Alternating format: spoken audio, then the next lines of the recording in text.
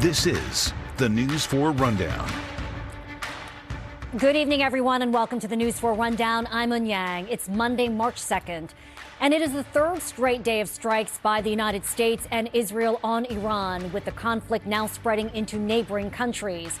Tonight on the Rundown, we'll get you caught up on what you may have missed over the weekend, what we learned today from President Trump, what's next, and how the fighting in the Middle East could impact you, your family, and your wallet.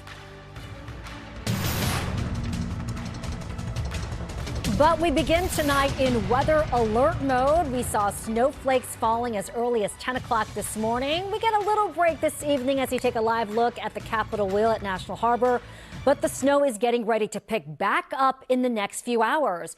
Earlier tonight, Prince George's County Public Schools announced a 2-hour delay for tomorrow, but the district now says it will wait until 5 a.m. to make a final decision. Again, Prince George's County Schools waiting until 5 a.m. tomorrow to make a final decision on schools. Storm Team 4 Chief Meteorologist Doug Kammerer is tracking the system for us tonight.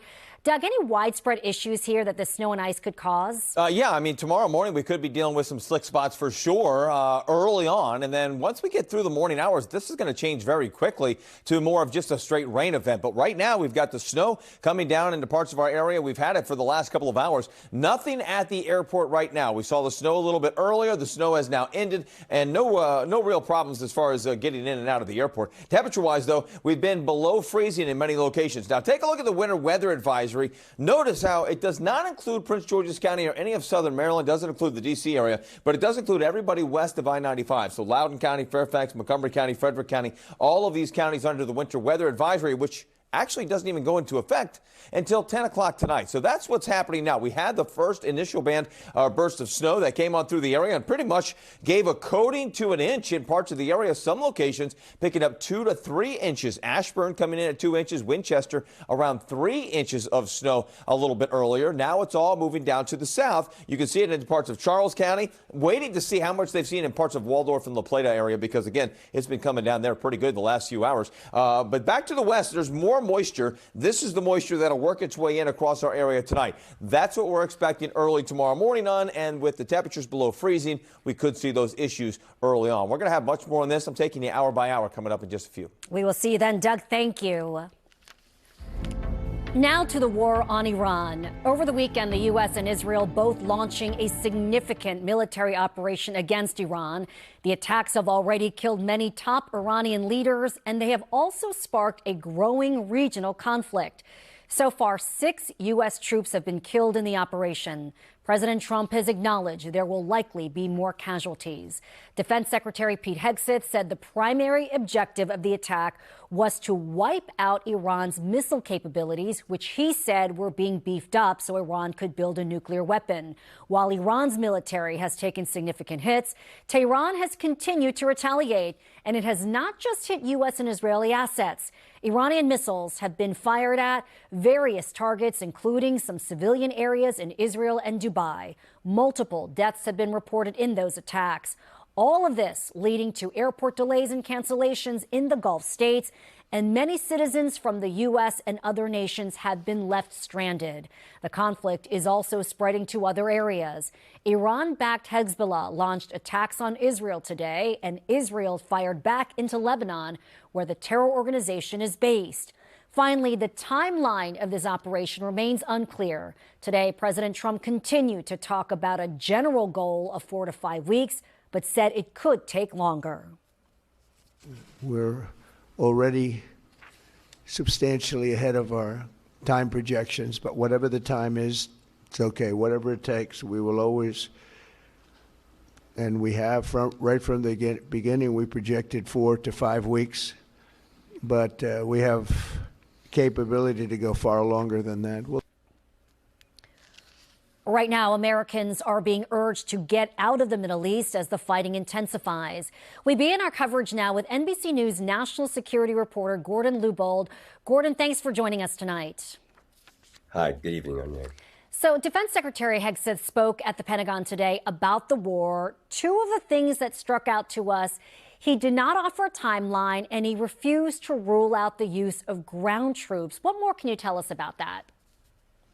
That's right. Based on kind of what President Trump said about this kind of 4 to 5 weeks, which could be more, could be less, as he said, the secretary was careful to not hem the president into a certain timeline for this conflict, really this war, because it's their end game is not completely clear. So if they want to do a little bit more, and they may take more time or do less, Secretary Hegseth bristled at a shouted question by my colleague Courtney Cubie in the briefing room today about the timeline. He said, we just don't play that game, and we'll let you know when we'll let you know.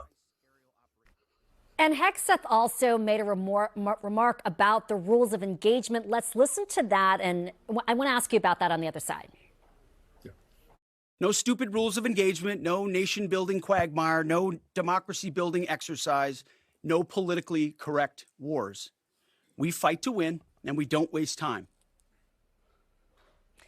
So, Gordon, you heard him say, no stupid rules of engagement. Can you explain why that line was so jarring, especially for military experts? Sure. So Secretary Hegseth has often railed against rules of engagement.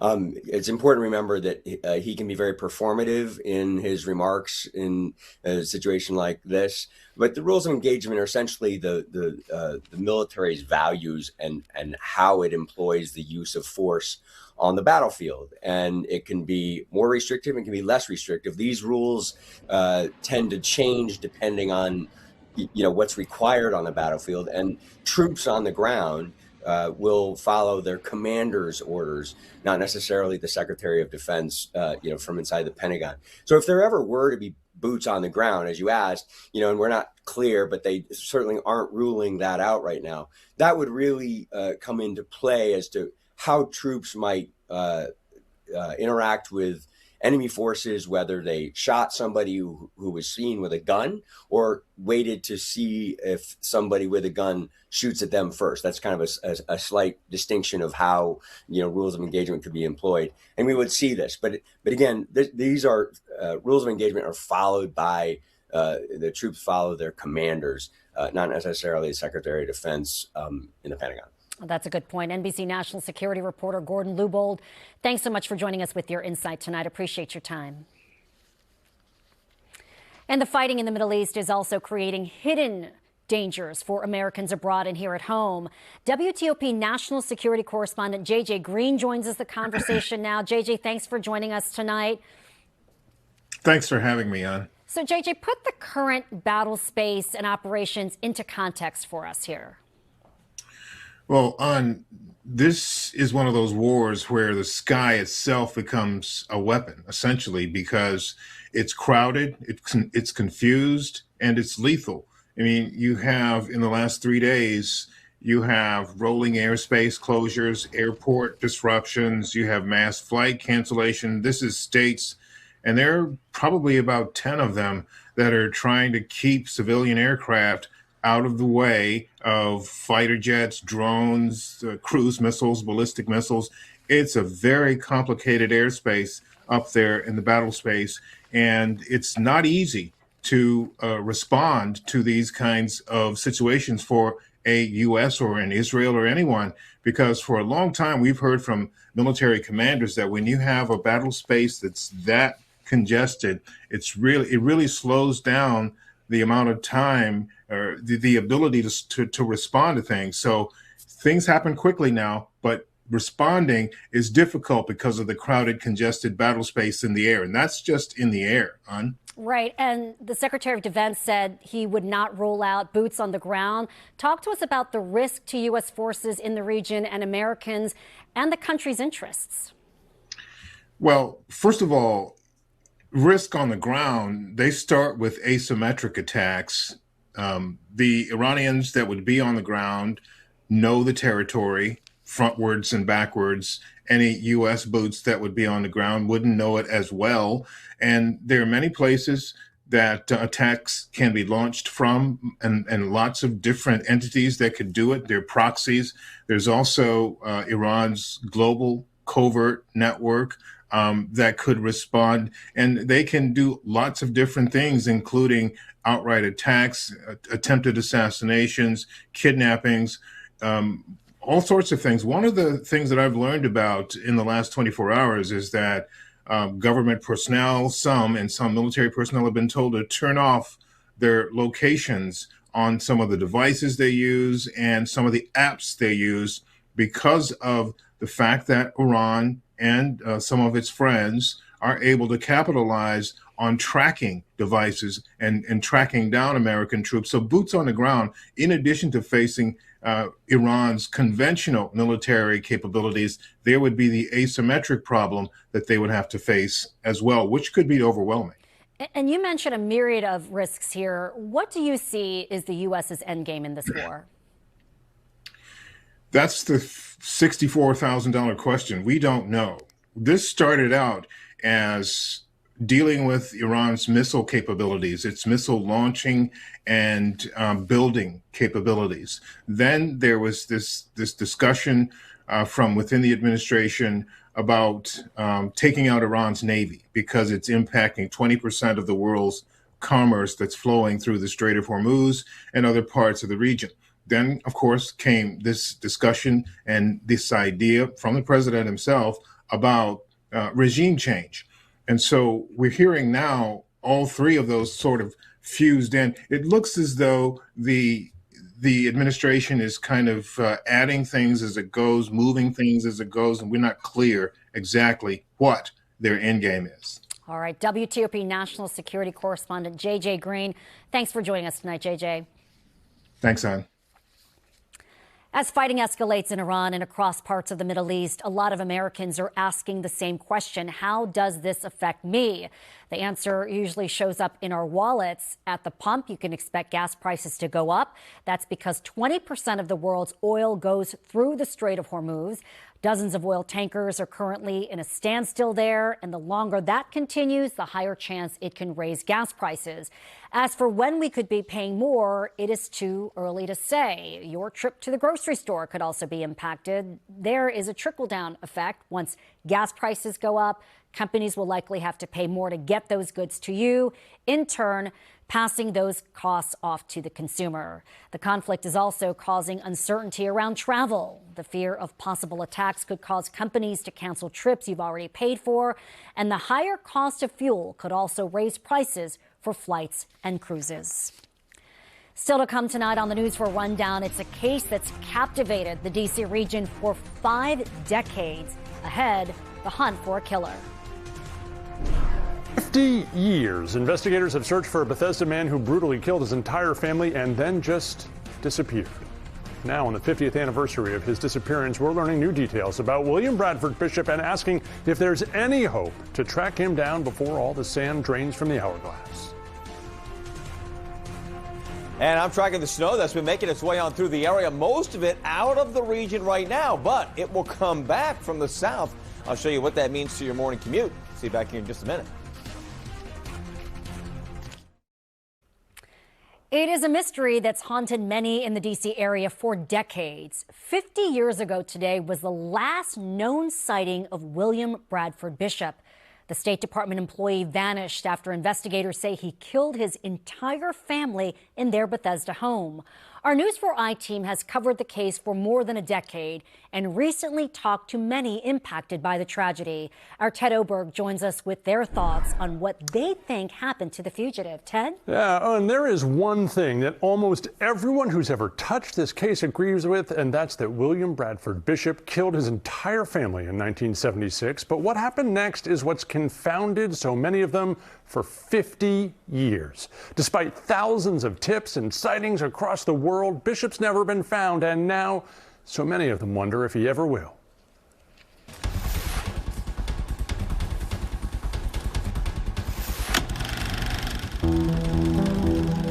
It turns out the picture of that friendly family next door in this high-end Bethesda neighborhood hid dark secrets in 1976. One of the most horrific crimes in Montgomery County history. 3 young children, his wife, his own mother. And 50 years later, Why police say William Bradford Bishop bludgeoned his family, burned them in a shallow North Carolina grave, and fled to the Great Smoky Mountains is one of the secrets that still hasn't been revealed. The fact that this hasn't been resolved, it does, I think, eat at us. The question of what happened to Bishop is still debated, maybe even obsessed over, by people who know this case the best. I would like him to face, justice for what he did. Time could be running out for investigators to answer that. You couldn't let this one go. No, I couldn't, no. Can you now? Still no. Steve Vogt first saw the case in the newspaper as an 11-year-old, worked the Bishop murders as an FBI special agent, still thinks about it now. Throughout my life after that, I was just tied to the case. It never left me. On March 1st, 1976, police say Bishop left his job at the State Department and bought a gas can, a sledgehammer, a shovel, and a pitchfork. Every room was covered with blood. And killed his wife, Annette, their 3 boys, Brad, Brenton, and Jeffrey, and his mother, Lobelia. Went room by room, just with such anger and rage that it was just a terrible, terrible crime scene. Bishop, police say, drove 6 hours to the small town of Columbia, North Carolina, where he dumped the bodies in a shallow grave before driving to the Great Smoky Mountains with his dog, Leo. There, he abandoned the family station wagon and disappeared. Vogt believes the last known sighting of Bishop was at a hotel just a few days later, and then plenty of tips and theories, but no capture for 50 years. So then why hasn't it been solved? If you're disciplined, you stay out of trouble, you don't get fingerprinted, you create a new identity, and don't talk to anybody you ever knew before, you won't get caught, especially in 1976. Vogt helped get Bishop added to the FBI's 10 most wanted list in 2014. Where do you think he holds up? I think he's somewhere in, I believe, southern United States somewhere. I think that's where he went and stayed. And lived a quiet life. That's what I believe. I honestly don't know. I went through a long period of time thinking, look, we never got the revolver back. He walked off into the Great Smoky Mountains and shot himself. Brian Stafford worked the case for years as a detective for Montgomery County Police, poring over a room full of evidence. I think he planned it for much more than that day. Why? Too much went right for him. I think he knew when he left that house where he was going to take those bodies and where he was going after that. It's an unanswered question for the family of Ron Brickhouse, the forest ranger who discovered the bodies in North Carolina. I'd like to know why he come here. News 4 talked to him back in 2014, years before he passed away. It's bad memories. His family now says the connection to the Bishop case forever changed his life. He just couldn't get those images out of his head. Our interview, they tell us, was the last time he spoke of it. They're still hoping for some closure. I wish there could be before I pass away. I was hoping that for my husband, but it didn't happen. How close do you think you ever were? I don't think we ever were. How hard is that to say? Hard because there were times when we thought we were. The body that was exhumed, that was looking good. It's the right time period. Tips have continued to come in over the last 5 decades. Sightings around the U.S., overseas, in Italy and Switzerland, even rumors about Bishop somehow being connected to the CIA. The International Man of Mystery conspiracy is not one you subscribe to. I personally have not held to that theory, but we may never know. Yeah. 50 years after they got the case, Montgomery County Sheriff Max Wee still has a deputy assigned to it. If we were to get a tip tonight, if we were to get a tip today, the deputies in our criminal section can actively look into it. Personally, he would be 89 years old if he was still alive today, and I really do not believe he's still alive. We did everything we could, and maybe this 50th anniversary, maybe somebody someday will pick up the phone. I believe someone has seen him, and they haven't made the call. Vogt isn't sure if Brad Bishop's alive or dead. Either way, the case is never too far from his mind. Vogt joked with a friend on New Year's Day this year. His resolution was to catch Bishop. I'd say a few months back, I was in an airport. I saw somebody that looked like him. Do you think you ever saw him? No, absolutely not. Do you get the sense that sort of the sand is running out of the hourglass a little bit on the memory here? I wouldn't say that we're past the point of getting our hopes up, because we've seen cases resolve sometimes when we think that they're not likely to. If he dies on the run or died on the run many years ago, what's the tragedy in that? Justice is never served. Ultimately, he's going to answer for this crime, no matter what. Maybe it still will happen. Who knows? You never give up till it's over, you know. Well, when's it over? When everybody that knew Brad Bishop is gone, is no longer on this earth, and nobody cares anymore. That's when it's over. I mean, for me, obviously, when I'm no longer here, it's over for me. But hey, it's just a mystery that you'd like to solve. There are so many people who'd love to solve it. The other big question that endures is, why did he do it? Former Agent Vogt told us he thinks it was all about money. Says Bishop was broke. He'd missed a mortgage payment. Weeks before, he'd been passed over for a promotion at the State Department. And Bishop, Vogt thinks, just wanted to escape and start a new life. The FBI told us Bishop, and the case remains active, and they still receive an awful lot of tips. So if you have information that you've been holding on to, it's time to call the FBI at 1-800-CALL-FBI. And even if you don't know where he is today, and you know where he was, it's still valuable 50 years later. What a haunting case. It sure is. I know those investigators want some answers. And so does the family, and so does everyone who's ever touched this case. All right, our Ted Oberg, thanks so much for that report, Ted. And thank you. Now let's check back in with Storm Team 4 Chief Meteorologist Doug Kammerer. What do you say, Doug? Yeah, we've been seeing the snow out there over the past couple of hours. Really, most of the day we've seen it. It started around D.C. around noon to 1, 2 o'clock, but we weren't seeing any accumulation. And then all of a sudden it started coming down. The temperatures dropped, and now we have a pretty good coating outside around our area. The wind blowing, temperature-wise, we're at 32. Not much of a wind chill, but it's there a little bit with that wind that's picked up every once in a while. Temperatures, most of the area now at or below freezing. 29 Gaithersburg, 30 degrees, 32 in Leesburg, 30 in Manassas. So now that the sun is down, any more snow could produce problems on the roadways. That's why we have the winter weather advisory in areas back to the west of I-95, including Howard County, Montgomery County, Fairfax, down towards Prince William, and everybody off to the west. It does not include D.C. or southern Maryland. Now, what are we going to be seeing with this? Well, we had the snow earlier making its way on through. This is the last 6 hours, so everybody was seeing the snow. And watch how it's just begin to wane around the area. The only areas now seeing snow are in the parts of Charles County. Wait to see how much snow Charles County has seen, because they've seen some pretty good snow down there. If you're in areas like Waldorf and La Plata, you know what I'm talking about. Areas like Stafford, too.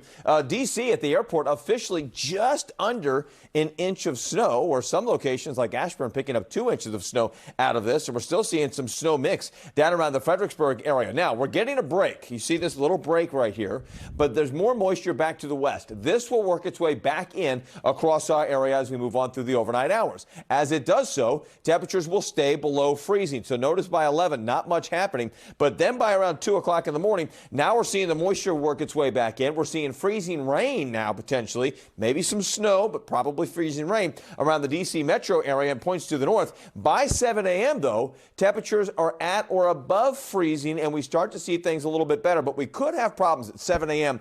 This is the time that most kids are going to school. This is why I think we could have some delays early, and it's not a bad idea, because by around 10 o'clock, we all are above freezing, and now we're just talking about plain rain. This is now noon. You can see some showers with temperatures in the mid-30s. We actually get into the 40s tomorrow in many locations with some shower activity continuing. So we will see more showers during the day. Take the umbrella with you and make sure you have that coat on. Look at these temperatures next couple of days. We get to 76 on Friday, a fantastic Friday, and look how many days I've got in the 70s.